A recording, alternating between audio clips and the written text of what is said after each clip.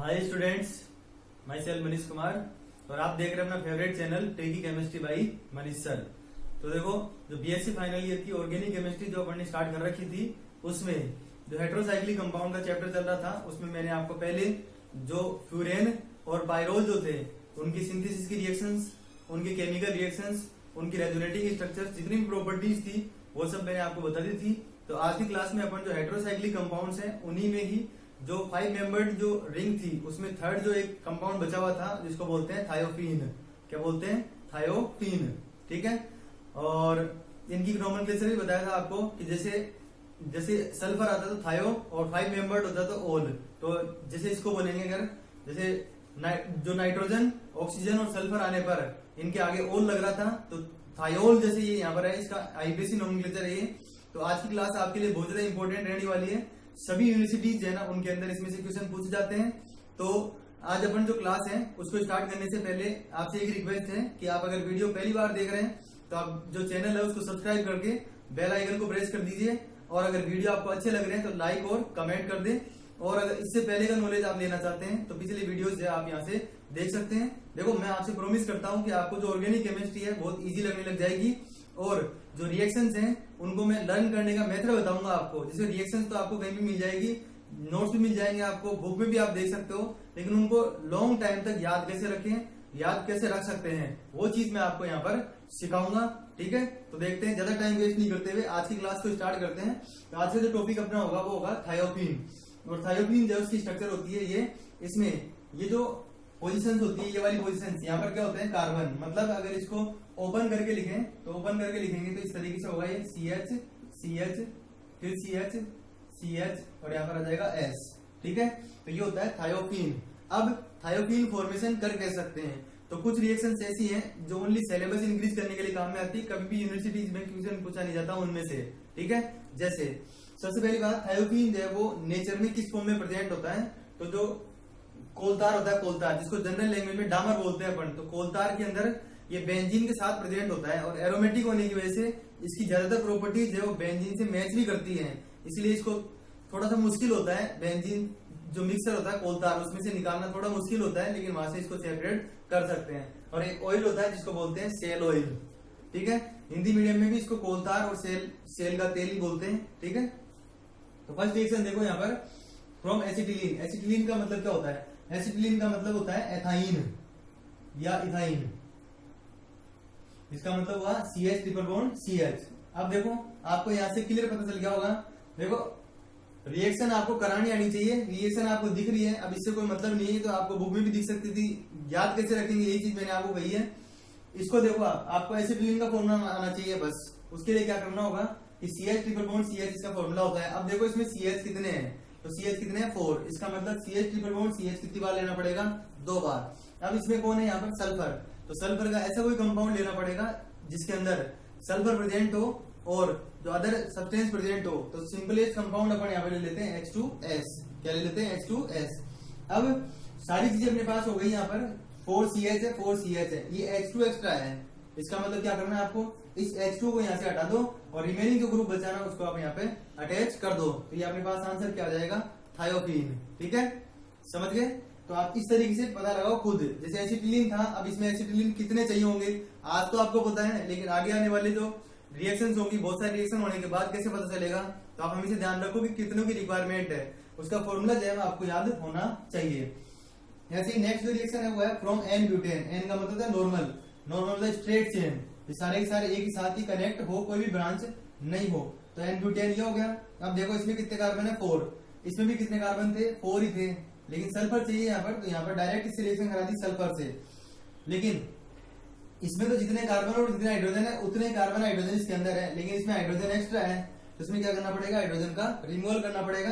तो जो हाइड्रोजन होंगे उनको सल्फर के साथ अटैच करेंगे तो क्या आंसर आएगा? H2S। ठीक है। तो ब्यूटेन जो उसकी रिएक्शन किससे करा दी? सल्फर से। वैसे टेम्परेचर आपको याद रखने की जरूरत नहीं पड़ेगी। यहाँ पर 600 डिग्री सेंटीग्रेड होता है, मतलब बहुत ज्यादा टेम्परेचर होता है, उसको याद रखने की जरूरत नहीं है। आपको हीट का सिंबल याद रखो इस तरीके से यहाँ पर। ठीक है। तो ये आ जाएगा थायोफीन और साइड प्रोडक्ट जो है वो क्या हो गया यहाँ पर? H2S। थर्ड रिएक्शन देखो, फ्रॉम सोडियम सक्सीनेट। सक्सीनेट का मतलब क्या होता है? तो देखो CH2COOH और CH2COOH। सक्सिनिक एसिड भी मैंने फॉर्मेशन के लिए बता रखा है आपको, मेलोनिक ईस्टर से और जो AAE था एसिटिक ईस्टर, उससे वीडियोस बना के दे रखे हैं आपको, उनके अंदर आप इनको देख सकते हैं। तो जो सक्सिनेट है उसको सक्सिनेट कब बोलेंगे, एच है ना, यहाँ से हटा दो तो क्या हो जाएगा सक्सिनेट, और सोडियम बोल रहे हैं इसलिए यहाँ पर क्या हो जाएगा Na, ठीक है। तो Na और Na, ये सक्सिनिक एसिड था, H और H लगा हुआ था तब, लेकिन सक्सिनेट कब हो गया, जब ये COO माइनस हो जाएगा यहाँ पर, और सोडियम सक्सिनेट कब हो जाएगा, जब यहाँ पर Na आ जाएगी, ठीक है। ये हो गया सोडियम सक्सिनेट। P2H3 के साथ इसको कम टेम्परेचर पे हीट करते हैं तो अपने पास जो आंसर आता है वो आता है थायोपीन, ठीक है। इसमें देखो 4 कार्बन है, इसमें भी 4 कार्बन है, 4 हाइड्रोजन है, इसमें 4 हाइड्रोजन है, तो 4 हाइड्रोजन यहाँ पर प्रेजेंट है। तो 4 कार्बन और 4 हाइड्रोजन की रिक्वायरमेंट थी, तो अपने पास यहाँ पर कंप्लीट है। साइड प्रोडक्ट की वैसे यहाँ पर जरूरत पड़ती नहीं है, लेकिन फिर भी आप अगर कहो तो देखो 2 सोडियम बचे यहाँ पर और ऑक्सीजन बचे हुए हैं, तो इसीलिए यहाँ पर साइड प्रोडक्ट दिया हुआ नहीं है, ठीक है भाई। 2Na या 2O2 इस तरीके से साइड प्रोडक्ट की फॉर्म में इनको लिखते नहीं है। उसके बाद में देखो सबसे इंपॉर्टेंट, मतलब थायोपीन में जो एग्जाम में क्वेश्चन पूछा जा सकता है ना, वो इसका पूछा जा सकता है, ठीक है। ये रिएक्शन मैंने आपको फ्यूरेन में बताई है, पायरोल में भी बताई है, ठीक है। दोनों में रिएक्शन थी, दोनों में डिफरेंस क्या है, किस तरीके से अपन इसको याद रख सकते हैं। तो देखो C डबल बॉन्ड O जो है ना, C डबल बॉन्ड O जिसमें भी आता है उसको बोलते हैं, अगर दोनों तरफ कार्बन हो तो कीटोन, क्या बोलते हैं, कीटोन। इसमें कितने हैं, 2 ऐसे ग्रुप, तो इसको क्या बोलेंगे, डाई कीटोन, क्या बोलेंगे इसको, डाई कीटोन। इसका मतलब कौन सी फॉर्म है इसकी, कीटो फॉर्म है, कीटो फॉर्म। अब कीटो फॉर्म जो उसको इनोल फॉर्म में चेंज किया जा सकता है। ये मैंने BSc फाइनल का जो प्लेलिस्ट है उसके अंदर फर्स्ट वीडियो जो है वो यही बताया था, कीटो इनोल आइसोमेरिज्म, तो वहां से आप इसको देख सकते हैं। उसमें क्या होता है, ये जो हाइड्रोजन है अल्फा हाइड्रोजन, वो इस ऑक्सीजन के साथ आ जाता है, तो ये OH हो जाएगा, इसका अल्फा हाइड्रोजन इसके बाद आ जाएगा, ठीक है। तो यहाँ पर क्या हो जाएगा, इस तरीके से डबल बॉन्ड फॉर्म हो जाएगा, और यहाँ पर क्या हो जाएंगे, OH हो जाएंगे, OH, ठीक है। फिर उसके बाद में इसकी जैसे H2 रिमूव हो जाएगा और ये सल्फर है ना इस ऑक्सीजन की जगह पे आ जाएगा, तो सब्स्टिट्यूटेड थायोपीन, प्रतिस्थापित थायोपीन, या ऐसे बोल सकते हो डाई एल्किल, 2 एल्किल जम हो गए इसके अंदर, तो थायोपीन का व्युत्पन्न हो गया, डेरिवेटिव ऑफ थायोपीन। थायोपीन जो उसका डेरिवेटिव बना, डेरिवेटिव को हिंदी में बोलते हैं व्युत्पन्न। समझ में आई बात। अच्छा, अगर यहां से लेकर यहां तक लिखने के बाद इसको चेंज कर दूं ना मैं, इसको अगर इसकी जगह पे लिख दिया जाए P4O10, क्या लिख दिया जाए, P4O10, तो आप यहाँ पर जो है ना O लिख दोगे, O, तो वो क्या हो जाएगा, फ्यूरेन। फ्यूरेन का डेरिवेटिव हो जाएगा, ठीक है, किसका, फ्यूरेन का। और इसकी तरह इसकी जगह पे लिख दिया जाए NH3 या फिर अमोनिया का और कोई कंपाउंड, तो यहाँ पर आ जाएगा NH। हमेशा ध्यान रखना, ऑक्सीजन और सल्फर आएंगे तो अकेले आएंगे, लेकिन नाइट्रोजन अकेला नहीं आएगा। 2 रीजन है इसके, एक तो नाइट्रोजन के पास 5 इलेक्ट्रॉन होते हैं, ऑक्सीजन सल्फर के पास 6 इलेक्ट्रॉन होते हैं, इसका मतलब यहाँ पर वही आ सकता है जिसके पास 6 इलेक्ट्रॉन होते हैं। दूसरा 2 वैलेंसी होती है सल्फर और ऑक्सीजन की, लेकिन नाइट्रोजन की 3 होती है। तो सल्फर ने उसने 2 बॉन्ड फॉर्म कर लिए इधर, ऐसे ऑक्सीजन भी 2 बॉन्ड फॉर्म कर लेगा, लेकिन नाइट्रोजन होगा उसको 3 बॉन्ड बनाने पड़ेंगे, तो N यहाँ पे लिख देंगे तो 2 ही बनेंगे, इसलिए NH, ठीक है। तो पोल नोड सिंथेसिस को इंपॉर्टेंट मैंने इसलिए बताया है क्योंकि ये किसी में पूछ सकते हैं आपसे, फ्यूरेन में पूछ सकते हैं, पायरोल में पूछ सकते हैं, और थायोपीन में भी पूछ सकते हैं, ठीक है। मैंने चेंज भी बता दिया आपको, यहाँ पे P4O10 लिख दोगे, यहाँ पे O आ जाएगा, NH3 और हीट लिख दोगे इसके साथ, तो यहाँ पर क्या आ जाएगा, NH, ठीक है। तो ये पोल नोड सिंथेसिस हो गया। तो ये अपने पास जो है थायोपीन की मेथड है।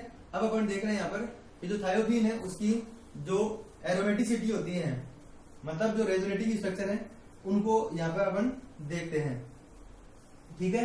तो एरोमेटिक स्ट्रक्चर जो है ना, वो भी अगर आप लास्ट वाले वीडियोस में फ्यूरेन के लिए उनके लिए देखोगे तो वो भी आपको इजी लगने लग जाएंगे, लेकिन अगर आप फर्स्ट टाइम वीडियो देख रहे हैं तो देखो पीछे वाले देखने की जरूरत नहीं है, ये ध्यान रखोगे तो इससे आपके जो आंसर है वो आ जाएगा, ठीक है। अगर आप थायोपीन की रेजोनेटिव स्ट्रक्चर समझ जाओगे तो पायरोल और फ्यूरेन जो उसकी रेजोनेटिव स्ट्रक्चर समझने की जरूरत नहीं पड़ेगी। देखिए यहाँ पर है सल्फर, इसके पास इसके 2 लोन पेयर इसके पास प्रेजेंट है। कैसे आए इसके पास 2 लोन पेयर, सल्फर के पास 6 इलेक्ट्रॉन होते हैं, 2 बॉन्ड फॉर्म कर लिए इधर और इधर, 2 बॉन्ड फॉर्म करने के बाद रिमेनिंग इलेक्ट्रॉन कितने हो गए, 4, तो रिमेनिंग इलेक्ट्रॉन 4 है। जैसे ही लोन पेयर प्रेजेंट होगा तो लोन पेयर जो है वो यहाँ पर आएगा, और ये जो बॉन्ड है वो क्या होगा, शिफ्ट होगा। हमेशा ध्यान रखना, एरो का जो हेड होता है, हेड जो होता है वहां पे नेगेटिव चार्ज आता है, टेल पर पॉजिटिव चार्ज आता है, बस इतना ध्यान रखो बस। तो यहाँ पे आ जाएगा S, इस बॉन्ड में कोई चेंज नहीं हुआ था।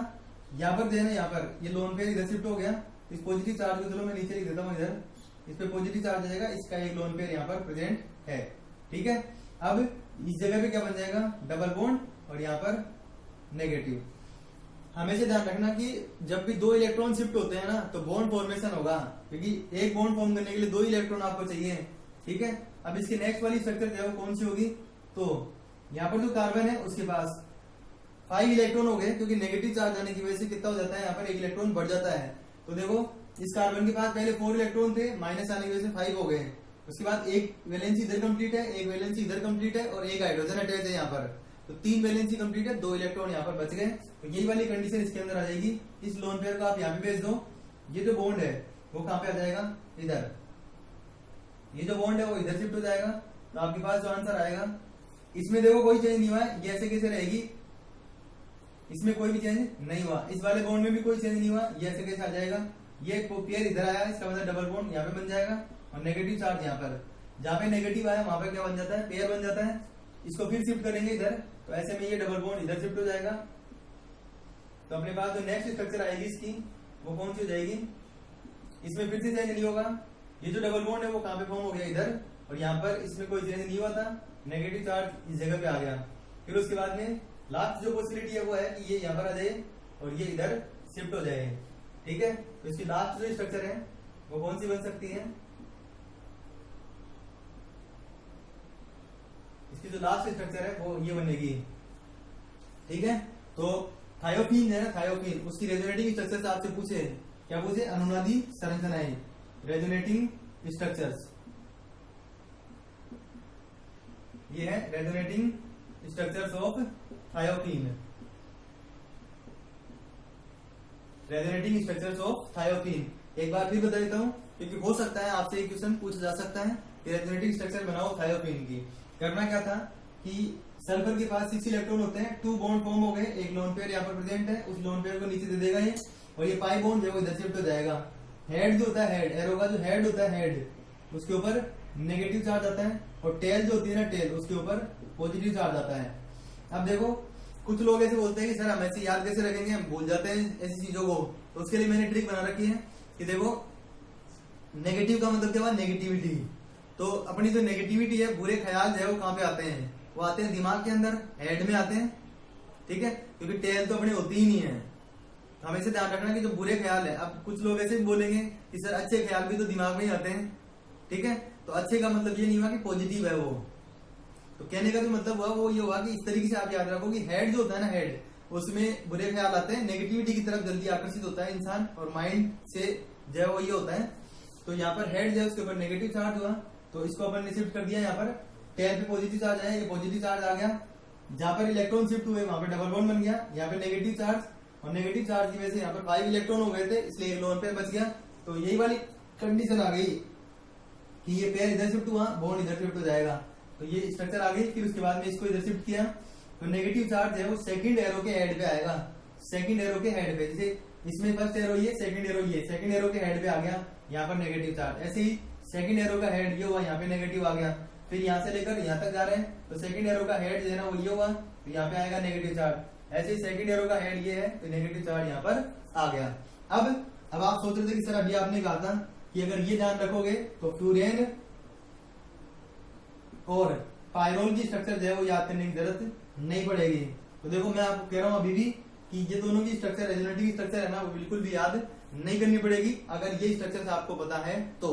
देखो कैसे, फ्यूरेन जो है, फ्यूरेन उसमें सल्फर की जगह पे ऑक्सीजन होता है, तो जहां पे आपको एस दिख रहा है ना, एस, उसकी जगह पे ओ लगाना है, बस कुछ भी नहीं करना। जहां पे एस दिख रहा है, जहां पे पॉजिटिव चार्ज है वहां पे पॉजिटिव रहेगा, जहां पे नेगेटिव है वहां पे नेगेटिव रहेगा, जहां पे पेयर बचा हो वहां पे पेयर बचेगा, क्योंकि ऑक्सीजन के पास भी 6 इलेक्ट्रॉन होते हैं, सल्फर के पास भी 6 होते हैं। समझ गए, तो ऑक्सीजन और सल्फर में ओनली बस चेंज क्या करना है, जहां जहां पे एस दिख रहे हैं किसी भी चार्ज में कोई चेंज नहीं करोगे, फ्यूरेन जो है उसकी स्ट्रक्चर फॉर्म हो गई।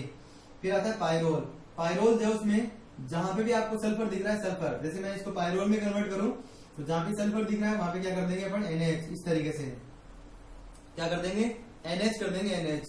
अब एक चीज इसमें ध्यान रखने वाली ये है कि ऑक्सीजन और सल्फर के पास तो 2-2 लोन पेयर बचे हुए थे, लेकिन नाइट्रोजन के पास एक ही लोन पेयर होता है, तो ये लोन पेयर शिफ्ट होने के बाद यहाँ पे लोन पेयर नहीं बचेगा। आप जो स्ट्रक्चर बनाएंगे वो इस तरीके से बनाएंगे, NH आता हो तो प्लस बार लगा सकते हो, प्लस यहाँ पे भी लगा सकते हो। ठीक है, तो देखो थायोफीन की स्ट्रक्चर याद होने पर फ्यूरेन की स्ट्रक्चर आप इजी वे में बना पाएंगे। क्यों, बस करना क्या है, सल्फर की जगह पे ऑक्सीजन लगाना है। ऐसे ही पायरोल की स्ट्रक्चर बनानी है तो उस केस में आपको क्या लगाना है, NH लगाना है। NH में लोन पेयर नहीं बचेगा। ठीक है, प्लस चार्ज को आप इस तरीके से लगा देंगे तो आपके पास तीनों तरह की स्ट्रक्चर जो है वो फॉर्म हो जाएगी। पोल नोड सिंथेसिस मैंने बता दिया, बहुत इंपॉर्टेंट है, किसी में भी पूछा जा सकता है। ठीक है, तो आज की क्लास में अपन ने क्या देखा कि थायोफीन जो है उसको फॉर्म कैसे कर सकते हैं, सिंथेसिस कैसे कर सकते हैं, उसकी रेजोनेटिव स्ट्रक्चर्स और उनको याद रखने का मेथड। ठीक है, तो इसी तरीके से आप चैनल के साथ बने रहिए और नेक्स्ट क्लास जो होगी उसमें अपन केमिकल रिएक्शंस लाएंगे थायोफीन की, कौन कौन सी केमिकल रिएक्शंस हो सकती हैं। ठीक है, उनकी भी ट्रिक मैं आपको इसी तरीके से बताऊंगा। तो इसी तरीके से आप चैनल के साथ बने रहिए, ज्यादा से ज्यादा स्टूडेंट जो है उन तक आप वीडियोस को पहुंचाइए जिससे कि वो भी इनका बेनिफिट उठा सके। और आपको यहाँ पर है ना हर चीज को इजी वे में बताया जाएगा। आपको फिर भी कोई प्रॉब्लम होती है तो आप कमेंट कर सकते हैं, या किसी पर्टिकुलर टॉपिक पे आपको वीडियो चाहिए तो आप कमेंट कर सकते हैं, मैं आपको उस पर वीडियो प्रोवाइड करा दूंगा। ठीक है, अगर चैनल को अभी भी सब्सक्राइब नहीं किया आपने तो चैनल को सब्सक्राइब करके बेल आइकन को प्रेस कर दीजिए। Thanks for watching.